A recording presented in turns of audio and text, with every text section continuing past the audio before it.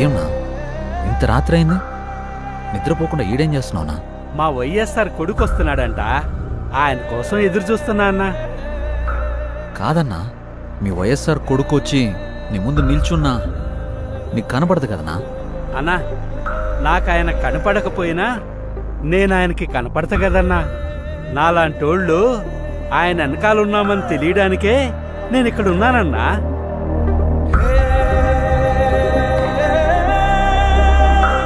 తండ్రి పోయాడనుకుంటే కొడుకొచ్చాడు.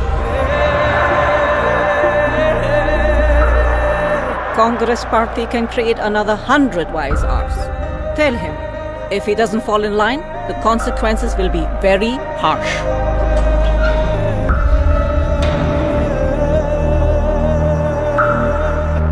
ఉన్నదంతా పోయినా పర్వాలేదు అని తెగించిన జగన్ లాంటోడితో యుద్ధం చేయడం మనకే నష్టం madam.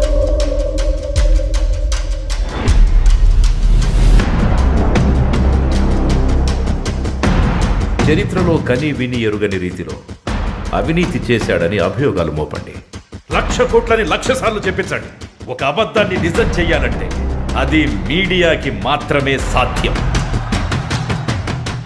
If we can't defeat him, we can destroy him.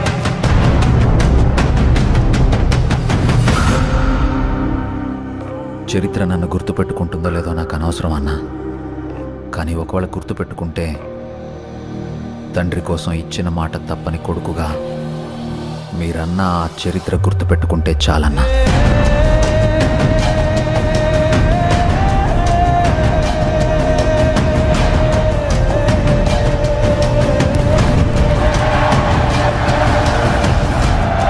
నాకు భయపడడం రాదయ్యా. నేనేంటో, నా రాజకీయం ఏంటో మీకింకా అర్థం కాకపోవచ్చు, కానీ ఒక్కటి గుర్తుపెట్టుకోండి, నేను వైఎస్ రాజశేఖర్ రెడ్డి కొడుకుని.